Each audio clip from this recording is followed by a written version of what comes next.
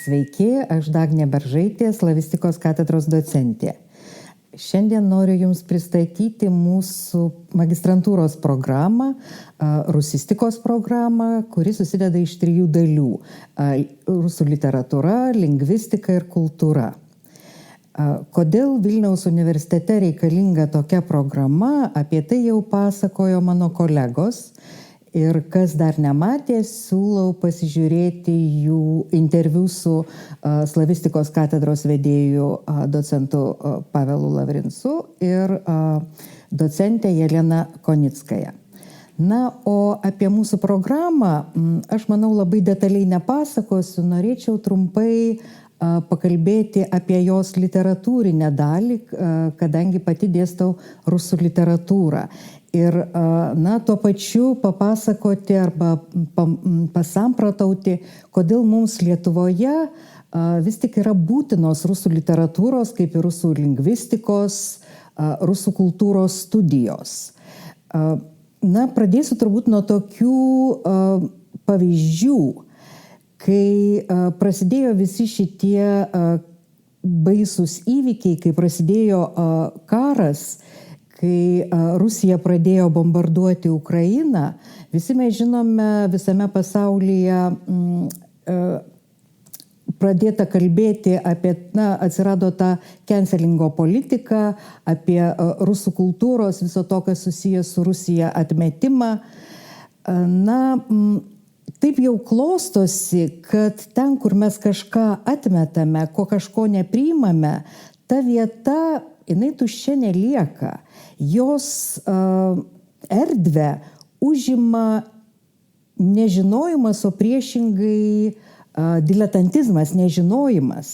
Ir čia pačioje pradžioje šitos situacijos, man tiesiog gerai įsiminė, aš pati asmeniškai tarsi pradėjau kolekcionuoti visokius mūsų spaudoje pasirodančius pasisakymus apie rusų kultūrą, rusų kultūros veikėjus, rusų literatūros ir panašiai. Ir iš tikrųjų susidarė toks įspūdis, kad pirmiausiai stengiasi pasisakyti tie, kurie apskritai apie tai žino labai nedaug arba apskritai nieko nežino. Ir čia tie keli pavyzdžiai, kurie man padarė labai didelį įspūdį. Prisimenu, vienas lietuviškas žinių portalas kažką ten pristatė apie Aleksandrą Puškiną ir vietoj Aleksandro Puškino pateikė Danteso paveikslą. Žurnalistams ar Puškinas, ar Dantesas, ar pats Puškinas, ar jo žudikas tarsi buvo netaip svarbu. Žodžiu, po to man bent asmeniškai kilo tokia mintis, kad jeigu žurnalistai gali sau leisti daryti tokias klaidas ir jų neištaiso patys, neatsiprašo už jas, tai kaip mes tarsi tada galime jais pasitikėti. Ir toliau, vieną kartą, kai padarai klaidą, jau tavimi daugiau tarsi gali ir nebetikėti žmonės. Žodžiu, klaidų buvo daug. Vienas žinomas lietuvių literatas rašė apie Dostojevskį, kad Dostojevskis mirė katorgoje. Visi žino, kad taip nėra. Aš suprantu, kad įvyko nedidelė, įvyko klaida. Tačiau klaida nebuvo ištaisyta. Ir vėlgi, aš manau, kad ne vien tik tai man, bet ir kitiems, perskaičius tokią informaciją, jau nelabai norisi klausyti, ką tas pats žmogus samprotauja apie sakykime, tą pačią rusų literatūrą arba ne tik rusų literatūrą, apskritai apie bet ką. Tarsi nebetiki jo žiniomis, jo kompetencija, iš tikrųjų pradedi viskuo dvejoti. Dar buvo tokių pavyzdžių tose socialinėse erdvėse, kai vienas žinomas Lietuvoje humanitaras, beje filologas, išsakė savo neigiamą nuomonę, pavyzdžiui, apie Dostojevskį ir pacitavo vieną jo manymų Dostojevskio personažą, paminėjo tą Dostojevskio kūrinį, aš tada pamenu, skaitau ir galvoju, bet juk tokio personažo Dostojevskio kūryboje nėra. Nėra ir tokio kūrinio. Ir pagalvoju, kad tas žmogus, kuris taip kalba, jis tą informaciją gali juk patikrinti. Šiais laikais labai lengva paieškoti informacijos. Nerašė Dostojevskis tokio teksto. Be to, neatskirti rašytojo pozicijos nuo jo neigiamo personažo pozicijos, net jeigu toks neigiamas personažas ir būtų buvęs, tai yra tiesiog klaidinga.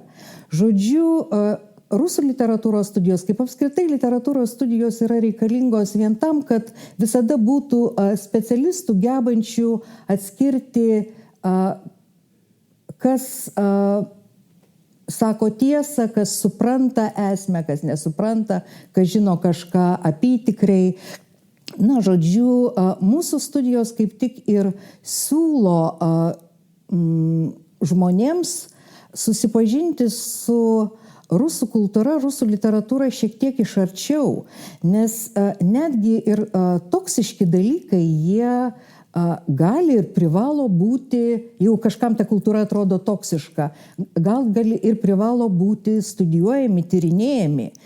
Kokia nors Stručio pozicija, mano manimu, yra ne tik tai klaidinga, net gal kvaila, bet ir pavojinga. Apskritai, kai kilo pandemija, visi mes prisimename ją, juk, sakykime, koks nors virusas buvo kaip tik tuo metu, labai tyrinėjamas. Žodžiu, ten, kur yra problema, tą problemą reikia nagrinėti, reikia aiškintis, reikia suprasti jos ištakas. Ir kai šiandien tiek daug diskutuojama apie rusų kultūros galbūt ir toksiškumą, nedviprasmiškumą, ar turi įtakos vieniems ar kitiems labai negeriems reiškiniams. Tai nusisokimas nuo jos yra iš tikrųjų labai pavojingas reiškinys.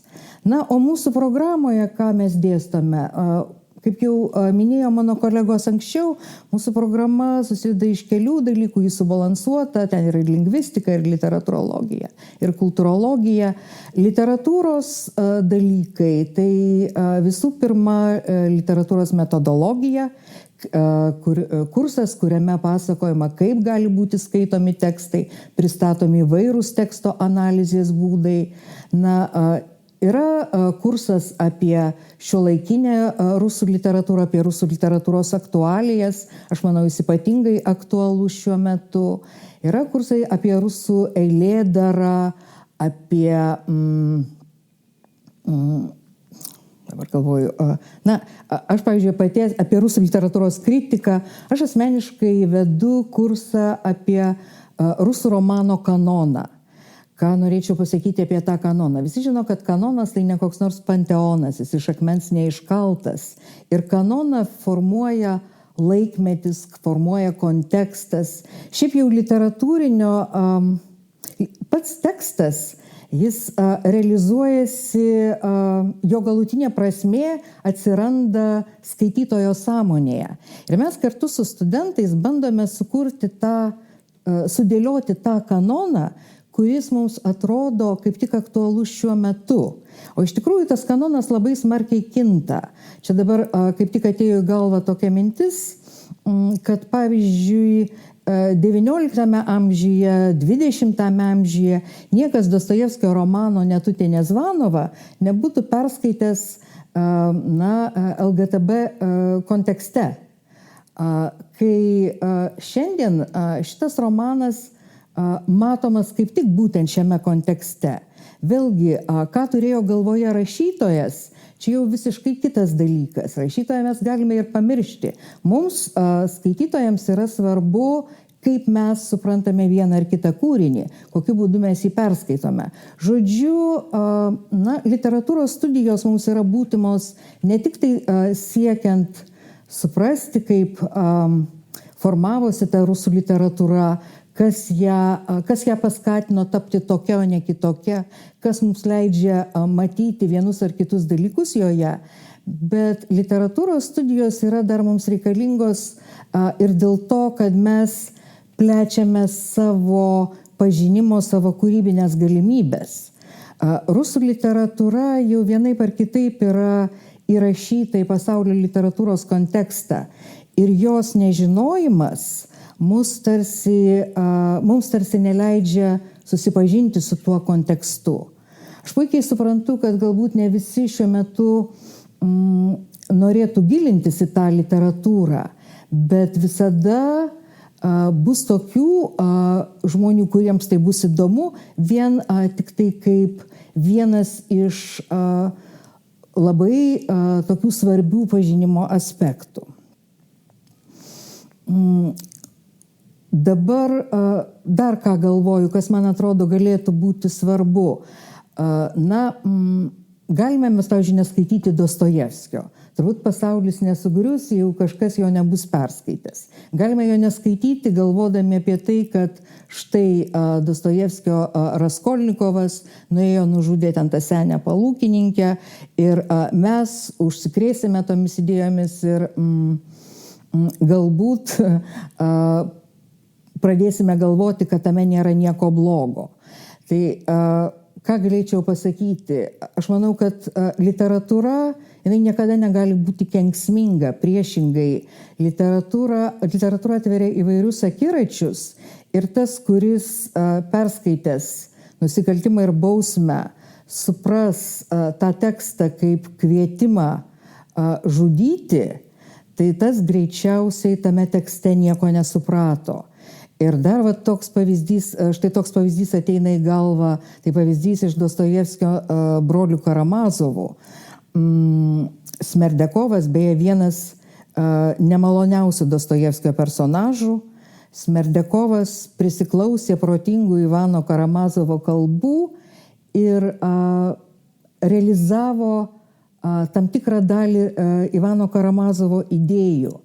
Bet tas, kuris realizuoja tas idėjas, kuris realizavo tas idėjas, konkrečiai Smerdekovas, jis apie visą tą kančią, kurią išgyveno Ivanas Karamazovas, mąstydamas apie tas pasaulio negerovės, apie neteisybę, tas, kuris realizavo vieną kažkurią tai Ivano Karamazovo mintį, jis iš tikrųjų to Ivano Karamazovo nesuprato.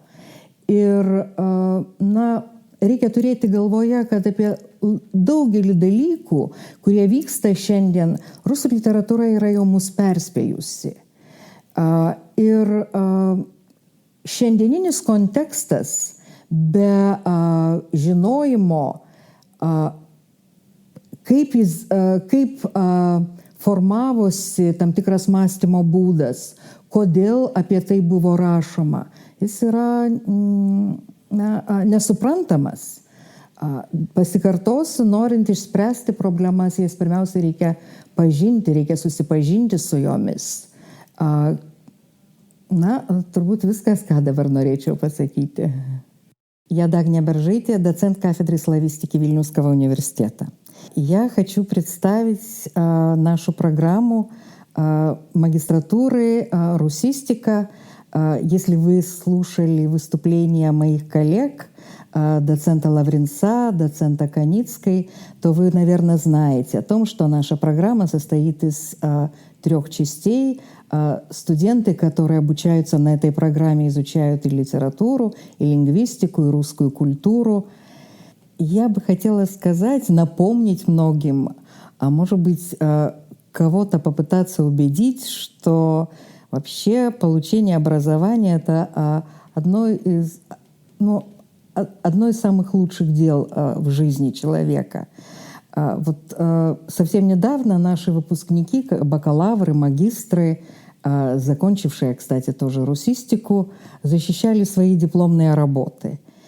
И таких счастливых лиц, а я их знала на протяжении всего периода обучения, я не видела. Они действительно почувствовали, мне кажется, самую настоящую радость, потому что они преодолели очень многое. Они изучали какую-то проблему, они собирали материал, они удачно защитились. Кстати, интересна еще такая вещь, что многие, закончившие именно магистерское обучение, ведь желают продолжать учиться. Они не хотят покидать университет, они хотят дальше чем-то заниматься, найти какую-то свою область. У многих уже есть темы, а некоторые из них хотели бы поступать в докторантуру и так далее. Потому что процесс учебы, он затягивает. Я по себе, конечно, сужу, но пока ты учишься, пока ты над чем-то интенсивно работаешь, читаешь умных людей, возможно, слушаешь не всегда умных, тебе кто-то, может, из преподавателей не нравится, но ты все равно сможешь почитать умных людей, тебя направят, тебе скажут, что читать, как читать. Ты сможешь со своими коллегами обсуждать эти вопросы, отстаивать свою точку зрения. В общем, учиться очень хорошо еще и потому, что пока ты учишься, все другие жизненные проблемы, которые вообще тебя никогда не покидают, да, они отходят в сторону. А потом эти проблемы, у них есть какое-то свойство, так в жизни бывает, что они рассасываются, на место одних приходят другие. А вот проблемы, которые возникают во время обучения, во время углубления в какие-то теории, ты с этими проблемами справляешься сам. Ты пишешь свои сочинения, свои эссе, ты сдаешь экзамены, ты отчитываешься, и ты сам все это разрешаешь. Вообще-то тоже у меня вообще все ответы на все жизненные вопросы, так получается, все эти ответы можно найти в творчестве Достоевского. Там у Достоевского в «Легенде о Великом Инквизиторе», помните, инквизитор рассуждает, конечно, он рассказывает, как бы это представил Христос, но вот инквизитор рассуждает о том, что нет ничего тяжелее свободы выбора. Да, и действительно, пока ты учишься, вроде бы выбора у тебя такого большого нет. То есть это, как парадоксально бы это ни звучало, но вроде бы ты читаешь, изучаешь то, что тебе говорят, нужно изучать, да, и это своеобразная несвобода, но в этом-то есть, сказать, как раз в этот момент, в это время ты чувствуешь себя очень комфортно, потому что тебе не нужно решать другие проблемы. Не знаю, понятно ли было, о чем я хотела сказать, но тоже это то, о чем говорят некоторые студенты. После того, как они заканчивают обучение, они ощущают себя в некоторой растерянности, они не знают, что делать. Так вот, пока ты учишься, тебе все абсолютно понятно, что тебе нужно делать, да? Что читать, что сдавать, о чем рассуждать, какую точку зрения отстаивать. По поводу нашей программы, но я больше могу сказать о своих предметах. В этой программе, например, я веду предмет под названием «Канон русского романа». Мы в основном там изучаем русскую литературу XIX века, прежде всего роман XIX века. И как раз мы со студентами пытаемся создать тот канон, потому что канон, мне очень нравится эта мысль, канон — это не пантеон, это не что-то застывшее навеки, это то, что постоянно меняется. Вот мы со студентами пытаемся создать тот канон, который нам кажется актуальным сегодня, который созвучный сегодняшнему дню. И это нам только кажется, что мы все эти тексты, там, как, например, я не знаю, роман Пушкина «Капитанская дочка» или роман Тургенева «Отцы и дети», что мы все эти тексты изучили, уже хорошо знаем, в школе читали. Но когда мы с точки зрения сегодняшнего дня пытаемся взглянуть на то, что писали писатели в XIX веке, мы находим в этих текстах совершенно другие смыслы. И вот как раз тогда и понимаем, что действительно окончательный смысл любого произведения реализуется в читательском сознании.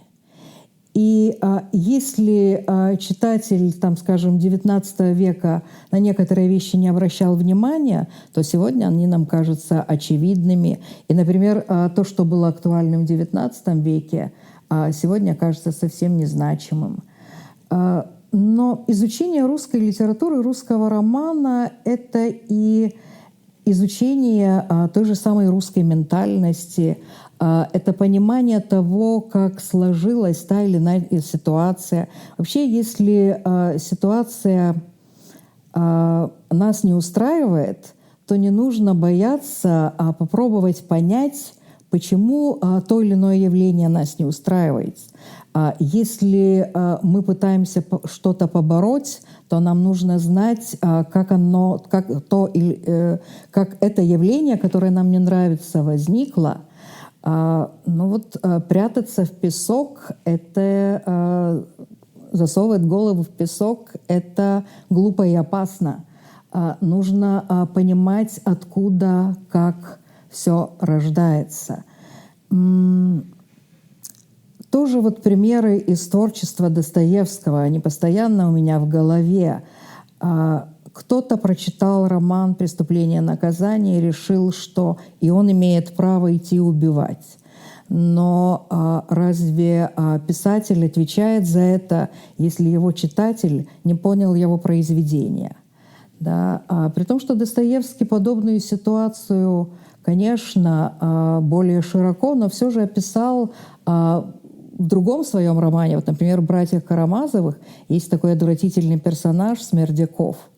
Смердяков слушает умных речей Ивана Карамазова.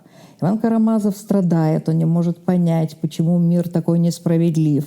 Иван Карамазов, о котором говорят, мне очень нравится это его определение, который создал самую гениальную в мире атеистическую аргументацию, просто страдает из-за несовершенства мира.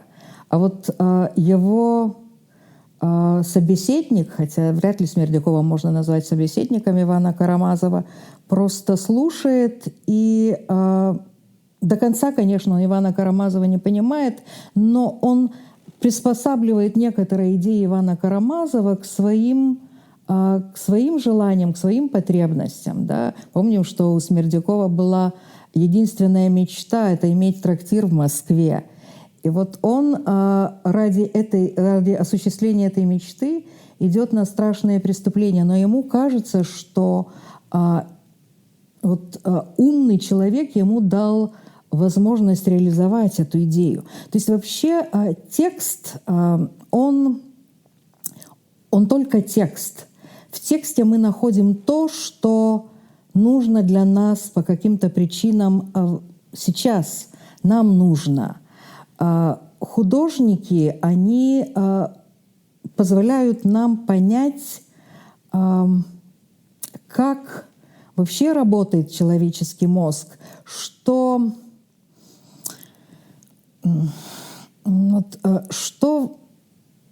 как формируется то или иное явление, понять нам разные стороны одного и того же явления.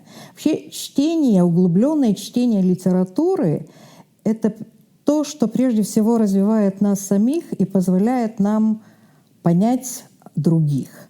Вообще эта программа русистики, она, мне кажется, сейчас как раз очень актуальна. В Литве всегда будут нужны специалисты, знающие и понимающие, как функционирует, как функционировала, как возникала, как развивалась русская культура. Не понимая всего этого, мы никогда не сможем решить те проблемы, которые возникают сейчас, которые неизбежно будут. И вообще, закончить, наверное, хочу тем, что если есть какая-то проблема, то ее нужно изучать. Не отворачиваться, не игнорировать, не отменять, а наоборот смело вникать и попытаться понять, как это устроено и как нам с этим жить дальше.